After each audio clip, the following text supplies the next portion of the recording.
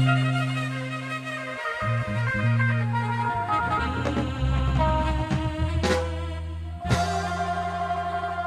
านางอ้อน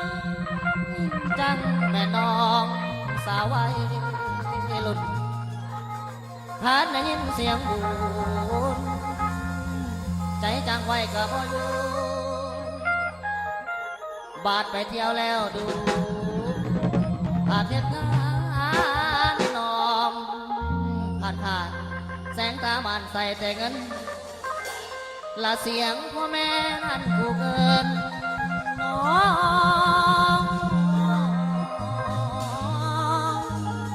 น้องกะบ่ดอกยอมฟัง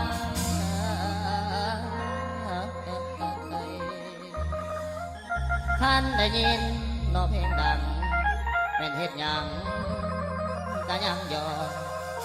เป็นเฮ็ดหยังกะยังยอ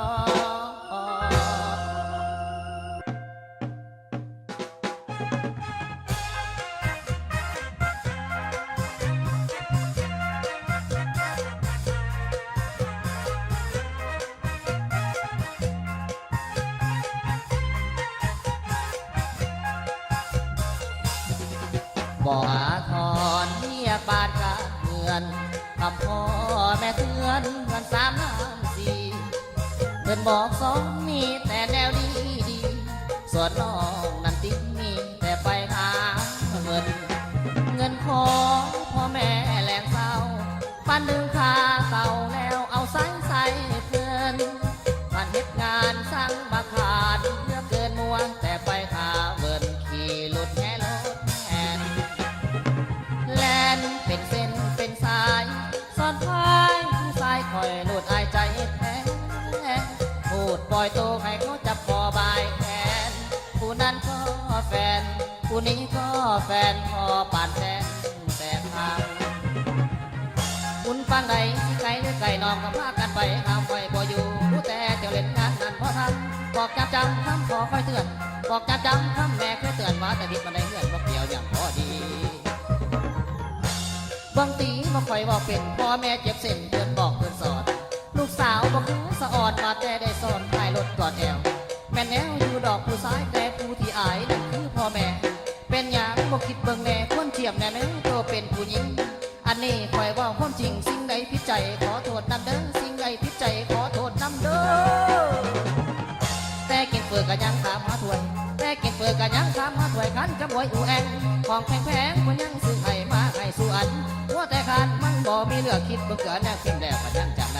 คุณฟังใดอยู่ไกลหรือไกลน้องก็พากันไปจนแจ้งจนหุงเที่ยวเป็นฝูงพบวันนกเอียง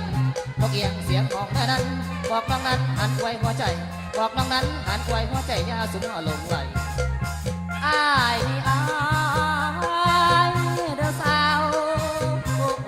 บ้า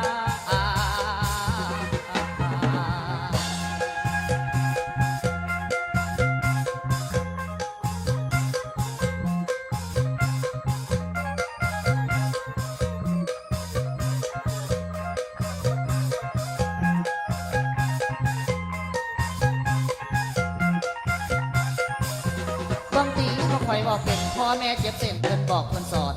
ลูกสาวบอกคือสะอ่อนมาแต่ได้สอนถ่ายรถกอดแอวแม่แนมดูดอกผู้ซ้ายแต่ผู้ที่อายนั่นคือพ่อแม่